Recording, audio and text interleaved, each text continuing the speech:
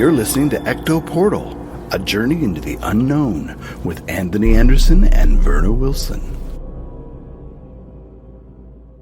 I hope that you are seated comfortably with the light turned down and the curtains drawn.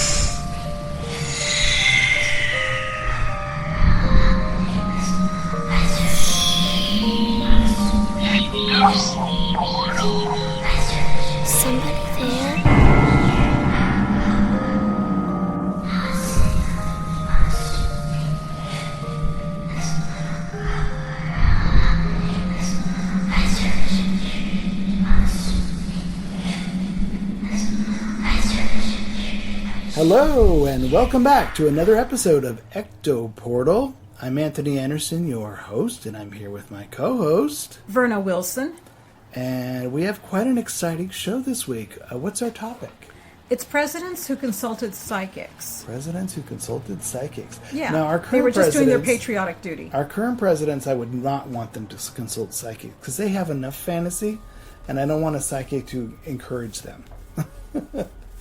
What's wrong with our current president and consulting a psychic? Well, our current president, maybe the former one that wants to be the president again, he has enough fiction. He doesn't need any more. Okay. I can understand that. That's what we're doing this week. So what have you been doing lately? Anything off the top of your head? No? No, just caring for a couple of older cats that are... geriatric cats. Geriatric cats, and they've been taking up my time, and just writing and trying to do some artwork in between, and just working on my own hobbies. I'm still working on my book, but man, I gotta tell you, when you start to dig in local history, every time I do this, I think, I'm gonna breeze right through this chapter. I'll do my research, start my chapter. It's more complicated. Well, it's complicated because I realize, looking at newspaper articles from 1901, from two different newspapers, and each of the newspapers, within their own newspaper, get names wrong, dates wrong, locations, specifics wrong, and then the next day they mention it, it's completely different than the day before. Names are respelled, names are spelled entirely different, and it's funny because I go between different newspapers, they kind of contradict each other, and then they contradict themselves. So it's my job now, not just to use articles of the past, but now I got to sort through the articles going, okay, what's really the truth? What's the most commonly said versus what was said in one article but not mentioned in any others? So does that mean it's probably not correct versus the others? You know what I mean? Wouldn't it be the original article and the original witnesses that? But then all the other articles, everything's been embellished since then. But then all the other articles from both newspapers will spell the name correctly. Okay. So it's like the first article was rushed, didn't spell it correctly, and then there were details the first article got, but the rest of them corrected maybe. It's just really hard because you have to siphon through all that contradiction from 123 years ago and then decide what happened and then write the chapter. So the research alone is almost far more work than just writing I believe the that. chapter. I believe that. But you know, this is a good thing because as you know, stories embellish over, and that's how urban myths get started. Yeah. So it's always good to put two or three versions of what happened and then put your own conclusion. Yeah. Well, this particular one is a murder case, a big murder that happened crime. In San Francisco. Yeah, which there's a lot of that in San Francisco, a lot of true crime. And there's a lot of witnesses, there's a lot of testimony, there's a lot of he said, she said, I saw this, I heard that, this person came forward and said this. And so I'm having to sort through all this. And it wouldn't help a detective either. Well, no, the detectives were stumped, and it was unsolved still. Oh wow. Okay. But I followed up on stuff on the internet myself, tracing families, where they ended up, and just kind of tied the pieces together because the article doesn't do that. It's 123 years later, so it's up to me to kind of give an update the best I can. So yeah, it's challenging. I know I'm not whining. It's funny how you think, oh, I'm going to go in and just get this done real quick. Sometimes it's not real quick. Then you find that there's a lot more to it than yeah. you. Yeah. And the more I dig, the more I find. So, which is not a bad thing. It's just a lot of work. It's not a bad thing if it's a place that people don't often talk about. Yeah. Because you're uncovering something Well, about I've that never place. read it in a book. So I thought, you know what? I'm including this in my book because it was a huge deal in its time in 1901 in San Francisco. So you know what? I'm including it. So that's great. Some history that's been redone. Preserved. That's great. Yeah. Yeah. So that's what I've been working on. So, all right. So I'm curious about these presidents and find out who they went to get answers from. All right. How about the paranormal news? Do you want to go do that? Yeah. All right. Let's go do that.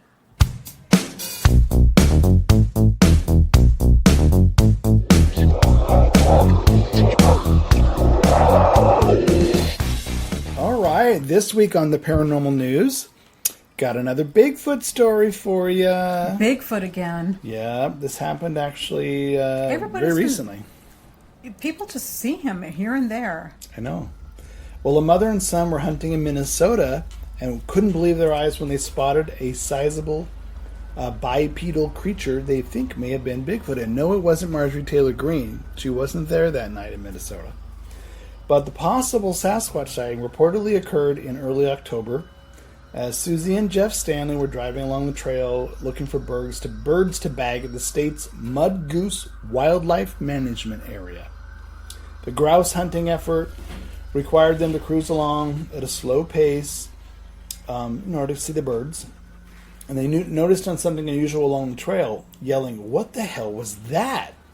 She convinced Jeff to pull the vehicle in reverse to get a better look at the oddity, and the pair were astonished at what they saw. They recounted the experience to the Bigfoot Field Research Organization, and Jeff indicated that they saw the upper half of a giant black creature walking into the timber on 2 feet. The figure, he said, sported a round head, sitting low on the shoulders, and long arms that appeared to swing as it moved, marveling at the big musculature shape of the creature itself. He said its physique was that of a wrestler turned like actor Dwayne "The Rock" Johnson. Having lost sight of the odd interloper when it ventured into the bushes, they drove to where it had been on the other side of the road so they could further investigate the situation and were struck by a pungent smell when they described as rotting, mixed with Didn't one of our guests musty rags. who spotted Bigfoot also talked about a smell? Well, my mom, when she saw it, that was the first thing she did was she smelled it before she saw it. Or heard Diana it. Elkins was one of our Yeah. guests, and she saw. That's usually the first thing is the pungent, rotted garbage smell that it Ew. produces. Yuck. So you're going to smell it, and then you're probably going to hear it, and maybe you'll see it. So this was an interesting case that the creature could have been a Sasquatch. It's notorious for emitting a powerful, unpleasant odor. They didn't see any footprints left behind, and the mother and son did note disturbances in the dirt that could have been created by its toes. They shared their story with a game warden who they encountered later in the day, but rather than dismiss their account as fanciful, he said that's where people report seeing those. So it's not an uncommon thing for people to see this Bigfoot in this particular area in Minnesota when they go hunting. I've never seen one myself still, but I'm always interested. I don't know if it's... I think it's a cryptid. I think it's one of those elusive ones. It may not be just a creature that lives in the forest. Like we had this conversation before where they could come and go from somewhere other dimension. And they pop in, they pop out. That makes sense, actually. That even makes more sense. Because that means that's why you can never see them all the time and you can't find them that often. Is they don't live here. They just sort of pop in and pop out. You know, I was reading about old United States, lots of creatures and that used to be species that lived in the United States. Yeah. And I wouldn't be surprised if there was more of that way back. We did a show on the hide behind. Remember back in the 1800s? I remember that. Loggers? Yeah. So that's like another variation of like, but that one seemed more elusive because it was a shapeshifter sort of. Now this is Minnesota, but they've spotted Bigfoot sightings in other states, though. Oh, all over the country. All over. So there's more than one, and yeah. Like one the of these swamp creatures in like the south, and but they'll never. But one of these days, will they ever apes. Will they ever get a really good physical picture? one, or a physical body? That's yeah. I'm amazed no one's killed one or found a dead one yet. But they said they travel in family packs. They do have family instincts. They protect each other. So That would who's to make say they sense. don't bury their own? I mean, if they're Yeah. intelligent, maybe they go bury them or put them somewhere. Well, they're smart enough to hide, especially in this day and age. So Yeah, and if they do come from somewhere else, maybe they pull their dead back with them. that would make sense too. You know, proper burial of some kind. And we all know that there's a lot of energy spots on the planet. Yeah. And if there's energy spots in some of these deep woods in the United States, they know where they are. Yep, exactly. So I have an article about Betty and Barney Hill, the Oh. famous case. And for folks who have been listening to Ecto Portal for the past few years, we had Kathy Martin, their niece, on our show. Lovely lady, Yeah, gave us a that lot was of a great show. That was a great show. She gave us a lot of insight. But now there's a new book out about Betty and Barney Hill, and they say that the book is not really about their abduction case, or it's more about racism. And they were saying that as far as Mr. Barney Hill, when he was under hypnosis in the psychiatrist's office in 1964, they said that he was a World War II vet. He was a very big man with a Darth Vader kind of deep voice, and he had an IQ of 140. So the psychiatrist asked him to relive a fateful night 3 years earlier, and he broke down and cried. He said that him and his wife Betty were tracked by a mysterious light on an isolated highway in the New Hampshire mountains. We all know about that case, and was abducted by humanoid creatures in a UFO who forced them to undergo medical examinations. And of course, it ended up being a very famous story, and of course, it turned into a book and a movie starring James Earl Jones, and it's been incorporated into the culture ever since then. One of the big first cases, really. One of the big first cases, but. Also, they said that there's that the story isn't so much about aliens as it is about race, because the Hills were an interracial couple. They were also civil rights activists, and they told a story that reflected their growing disenchantment with the slow progress of the civil rights movement. This was told by historian Matthew Bowman in The Abduction of Betty and Barney Hill: Alien Encounters, Civil Rights in the New Age in America. So. They said that Bowman's book offers an unexpected racial dimension to the famous story. He said that him and others have recast it as one of the spookiest stories about racism in American history. So Bowman said in a recent interview that Barney Hill's struggle with racism as a black man in the mid-20th century were a deep part of this encounter. He was a NAACP leader in New Hampshire at the time of his abduction, and his wife was a civil rights activist and a social worker. So when he's hypnotized and he recovers the memories, the language he uses is covered by fear of racial persecution, and I believe he really would have had that fear at the time. Especially then. Yeah, because he had a reputation to maintain, and they didn't want people to think they were crazy, and they also, I imagine, the racism probably. Yeah. Anyway. Bowman said in the recent interview that both Hills recalled the encounter under hypnosis, but Barney Hill grew terrified reliving the event, and at one point he cried as he recounted that the UFO closing in on him, saying, "God, what is it? God, I'm scared." Of course he would have been. I imagine he would have been. So anyway, they said that the Hill story changed the way most people regarded alien encounters. And before their story, most people reported friendly encounters with UFOs and aliens. And of course, we've had Glenn Steckling talk about George Adamski's friendly encounters. Yeah. Yeah. And a lot of the encounters I read from the 1950s were friendly too. So, and also they said consider the noble, alien visitor that was portrayed in the 1951 movie The Day the Earth Stood Still. So anyway, the Hills added an element of horror to these stories. The first unfriendly encounters, including details as gray-skinned aliens with large heads and black eyes, missing periods of time, and forced medical examinations. So, I guess stories started circulating about that type of thing afterwards. So the racial element to the Hills story was always present, suggesting that it reflected their subconscious fears. And the year that Hill was put under hypnosis was 1964, and it was a year when racial and Cold War tensions were simmering in the United States. And of course, being a biracial couple, it was not easy to be a biracial couple at the time.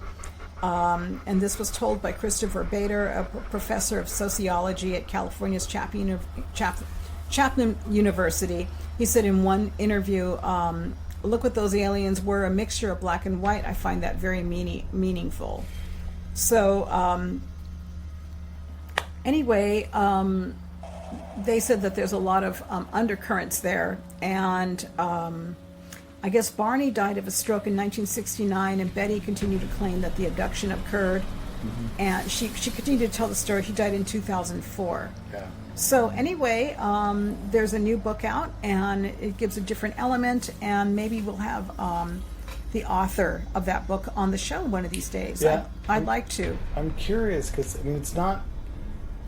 I understand the topic and why you would write a book about it. Yeah. But I just find it very unusual that you would pick it around this story. Do you know what I mean? Yeah. Because I've never...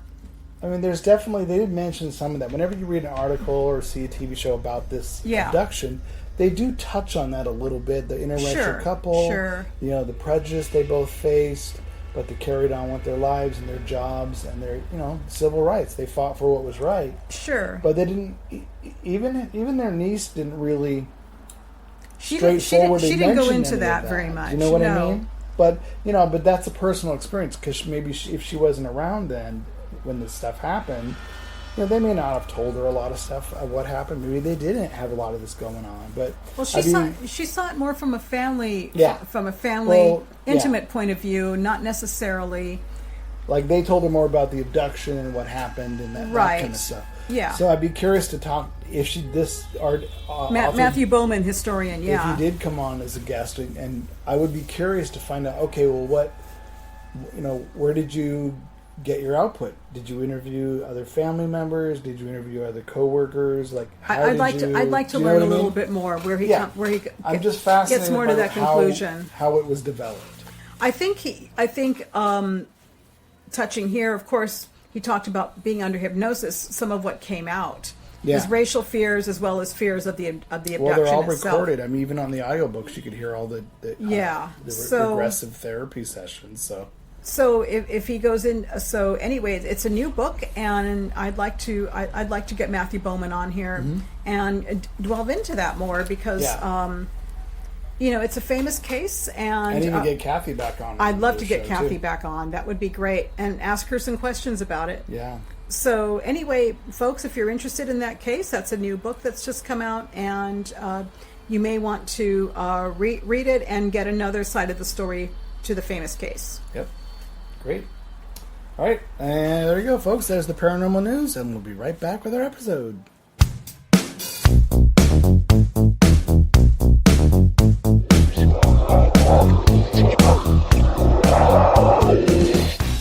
All right. So let's talk about some presidents. What really I find interesting about presidents who have consulted psychics is that there's a long history of spiritualism and psychism in this country, and I think it's really interesting that some of the most important people running this country made use of that. It's funny because you never really hear about. I don't think they like to talk about an important figure like that running the country who wants to go see? Why would the most important leader of the country have to go to someone else to consult to find out what to do? But yet they did. I'm sure they did, but Yeah. it's funny that you never hear about it. You But never I'm sure hear that's about why. it. Yeah. You never hear about it. And also, they keep the public in mind. Not everybody's going to be receptive. And they probably, they did do it as something private. Yeah. You And have to, now, I would imagine. it's known.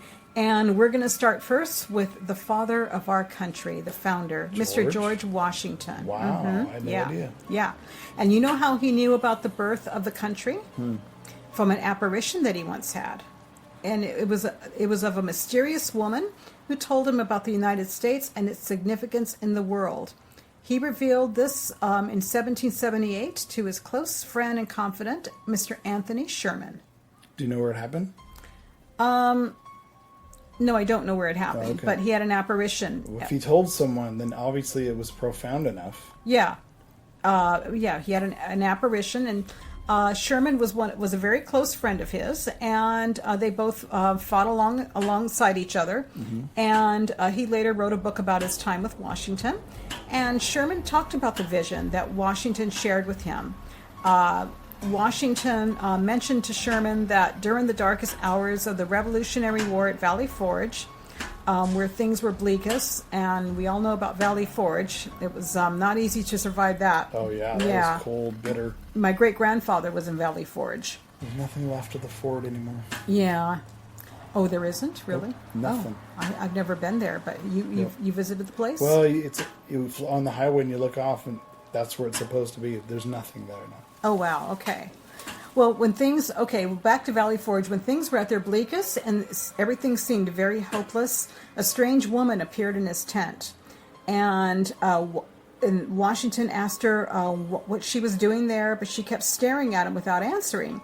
And when she finally did answer, she had a lot to say. And he said he felt like it was a vision, like she wasn't really there. And she told him, "Son of the Republic, look and learn." And she began laying out the future of a new nation that was soon to be born. The country she was referring to was the United States of America.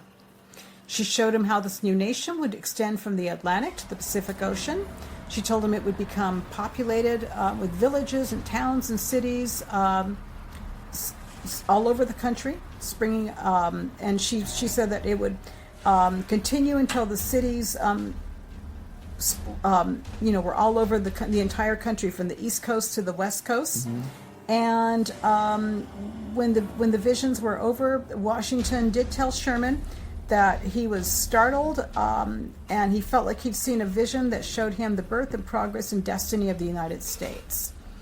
And What was the year again, just out of curiosity? the year was 1770. Oh, well, you know what? He revealed it in 1778, but I don't think. Maybe she just meant it's more expansive than it already was. No, this was before this. This was before the country. The country was That's actually. why I asked the date to see how They don't say the date. Okay. They just mention when Okay. he talked about it. Got it. So the visions that she gave him the strength to continue to fight and hold his troops together. And even when they ran out of food and they were being and disease was killing the army, which we all know that was happening. Congress was almost abandoning them. Yeah, really. he believed in his vision, and he began training the soldiers with new tactics, and he began to retrain them because he believed in what he was doing. Yeah. And they went on to win the war in 1783, and of course that gave birth to the United States. I think that's a great story. You know what I think? I think it makes she me was. wonder if I mean, that's not really a psychic. That's more of a vision. That's more of a vision, but it makes me wonder if it was. Well, maybe that helped him stay and fight the fight. Maybe he would have given up if he hadn't had that vision. I wonder about that too. No? But it's really neat because it shows that our country was meant to be founded and it serves a purpose. Yeah. I mean, I think she was a spirit from another dimension coming because it was meant to happen. Who's to say she wasn't from the future and she wanted to make sure that he did what he was supposed to do? I like that idea too. Like you need to steer the course because if you give up, the world's a very different place. Absolutely. It's fascinating. You never know. There's a lot of possibilities there. Yeah. but I think it's a great story. Yeah. Yeah. Now, the next one would be Abraham Lincoln. And I think it's very well known that Abraham Lincoln was into spiritualism, him and his wife. Yeah. Yeah. We talked about that. We did talk with about ghost that. stories of the White House before. Yeah. Yeah. And actually, one of Mary Todd's psychics did envision that he was going to be assassinated. So they began to go into spiritualism when him and his wife lost their son Willie. We all know that she that she grieved a lot. Yeah.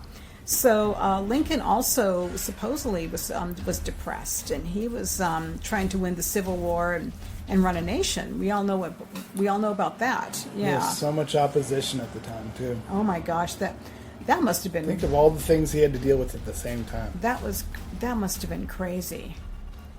Can you imagine around that time all the opposition and separation from people?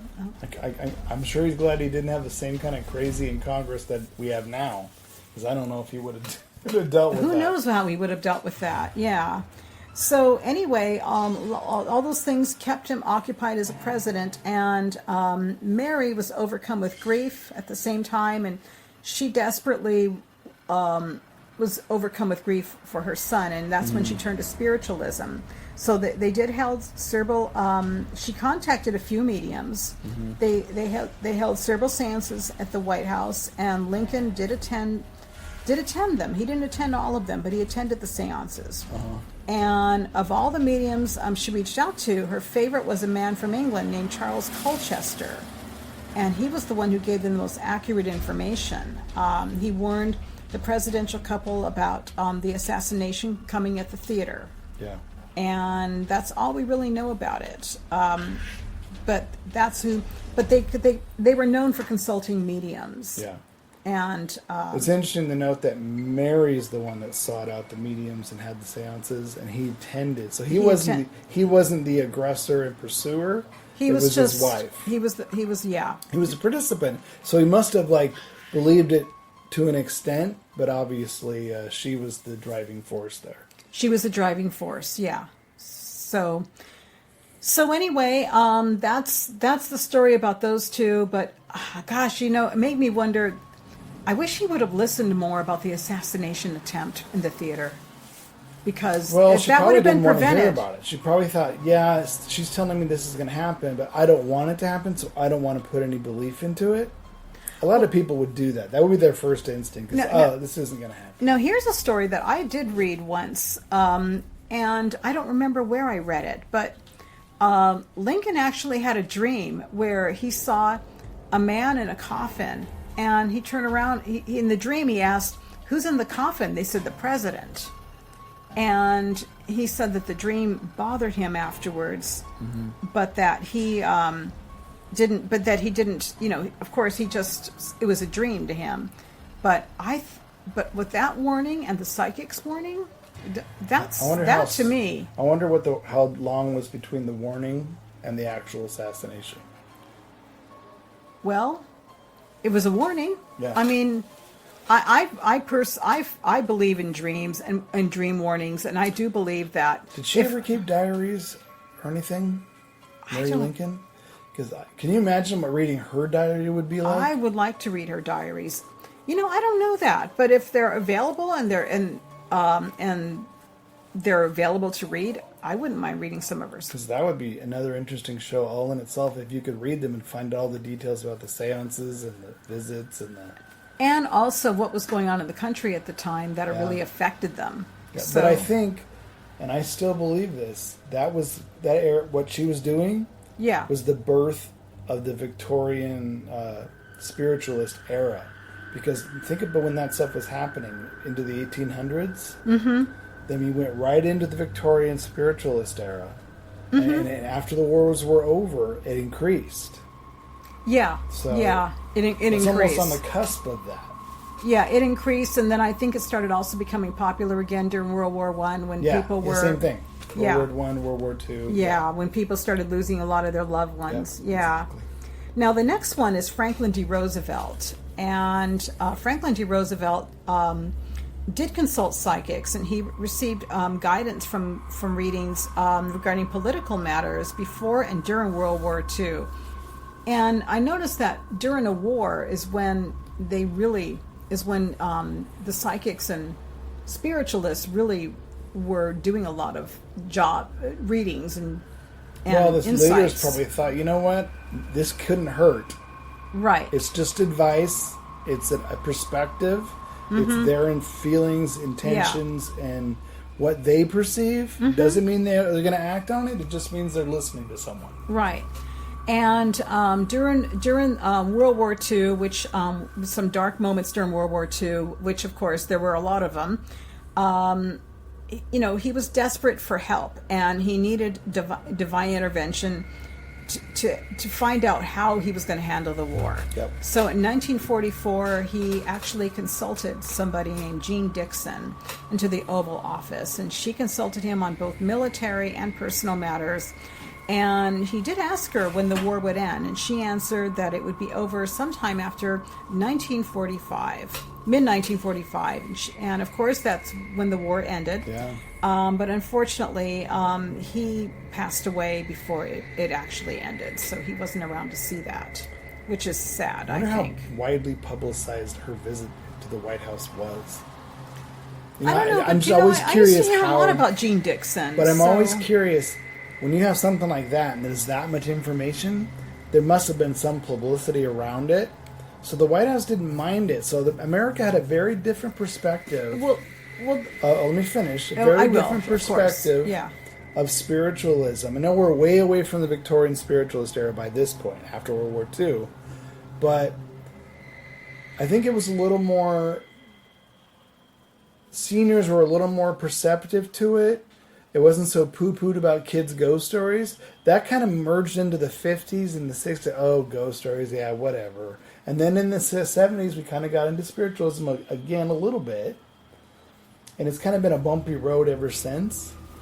Sure. Well, even if the stories did got out at the time, it was probably lost due to all the stories about the war ending. I'm sure you can And find all them. In the- the 40s, you can look up newspapers. Of course you can, but I'm just saying that they didn't get as much attention at the time, Yeah. or they could have been lost. The attention could have been lost because of the stories where people were wondering about their loved ones. Did they survive?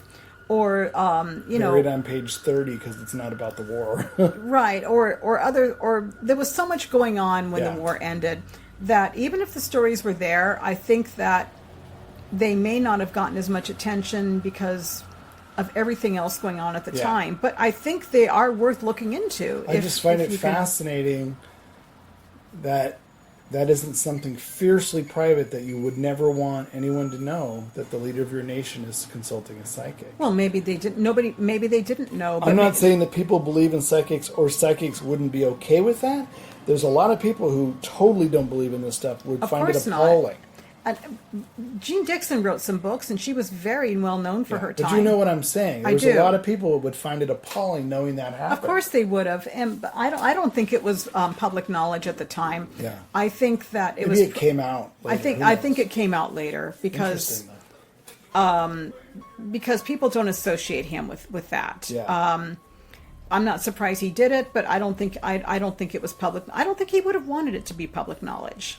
So Jean Dixon is actually known for foretelling John F. Kennedy's election. She also foretold his death. And in 1956, she predicted that a Democrat would win the 1960 presidential election, and that the Democrat who was elected would be assassinated or die in office. Which, Well. yeah, one thing I notice about, I'm going to just add this side note before I go on with some more people.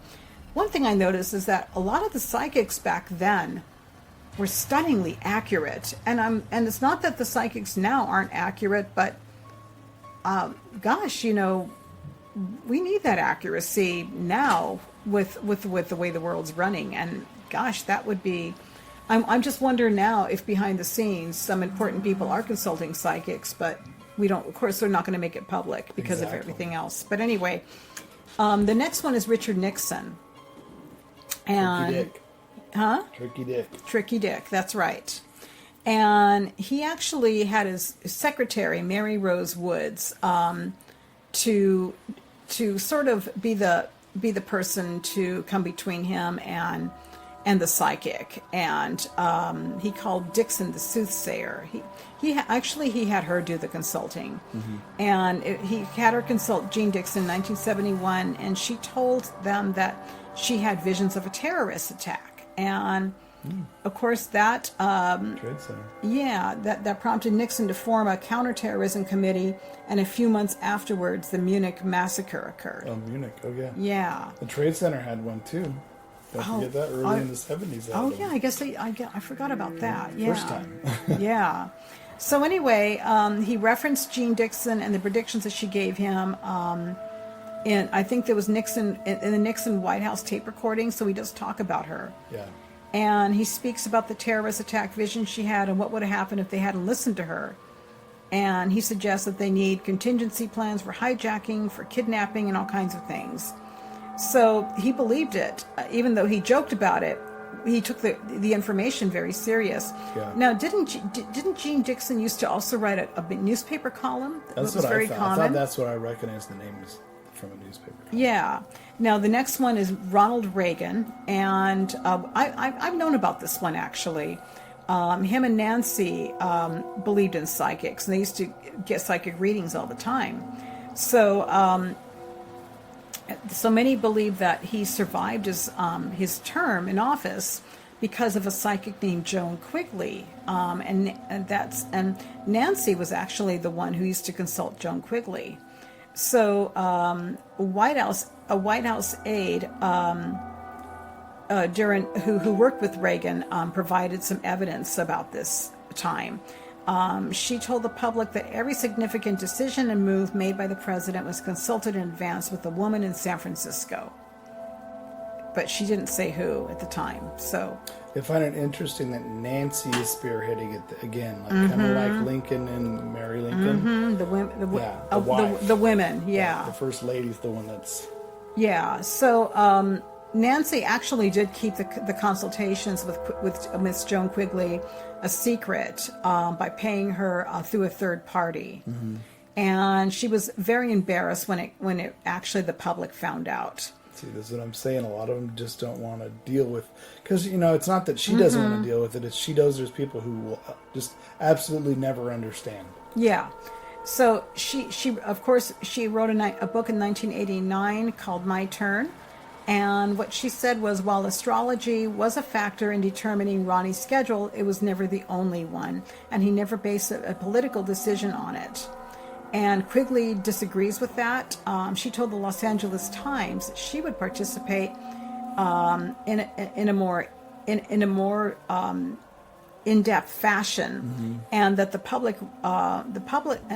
publicly recognized insiders of great importance. So she claims that her readings were very much of importance, and that They influence choices. and they influence choices. Sounds yeah. like Nancy was doing damage control by the sounds of it. I think Nancy was trying to make light of it. The Just more doing damage control. damage 'cause he control. got out. Yes, exactly. Right. So she wrote a book called What Does Joan Say? And I've actually seen that book. And she talks about, she said, it says, what does Joan say? My 7 years as a White House astrologer to Nancy and Ronald Reagan. So she said in the book that she was in I'd be charge. interested to read that book. I want to read that too. She stated in the book that she was in charge of timing all press conferences, most speeches, and the State of the Union addresses, the takeoffs and the landings That's of a Air lot. Force One. So she was way more important than what Nancy said. Yeah. Well, she's trying to downplay the whole psychic thing. Right. And all of his trips and all of his times and debates with Walter Mondale and Jimmy Carter. Yep. And Nancy since then has talked about her consultations with her, and she said that it was all done with her husband and his safety in mind, which I don't think anybody could dispute that. Well, like I said, it's never going to hurt anything. No. It's just another perspective and an outlook that's different than your own. That might be insights to share that you might find useful. It doesn't mean a psychic's out to control your life, because that's not what they do. No, it's not what they do. At least a good psychic wouldn't. Yep. But there's nothing wrong to find somebody reputable and reliable who can give you a little guidance on a little bit of help. So There may be more presidents that we don't know about that consulted psychics, but these are the main ones that have come to light. And I'd be interested in reading more stories, and I'd be interested in finding out if anybody now consults anybody. Hey, that sounds like an entire book topic for you right there, Brenda. Possibly. Presidents that consulted psychics. I'm surprised it's not a book. What do you? Presidential soothsayers. That'd be a good title. That would be a great title. It sounds like a great topic for a book. Yeah. But yes, You have to do a lot of research. A lot of it, yeah. But my favorite one that we read was Washington, about the apparition that told him the vision of the United States. I just think that's so cool. Yeah, I wish yeah. Problem is, whenever you hear that kind of stuff, you want to hear all the details about what was said. I know, and the cool thing is he heeded the vision, and look where it turned out. And he told someone. I know. A lot of people would be like, "Oh, I must have been dreaming. It must have been a dream." But no, he paid attention. I think that's so cool. Anyway, that's there you go. That's the topic, and I think it's very cool. And yeah, I wonder how. I mean, come on, look at all the presidents we've had. That's what, 4 or 5. That's 4 or 5. But Where's the other 40? For all we know, there might have been more. Yeah. If there are more, I'd like to hear more. So Absolutely. Yeah. All right. There you go, folks. Another interesting Ecto Portal episode. And I guess until next week, we'll say goodbye. Bye. See you next week.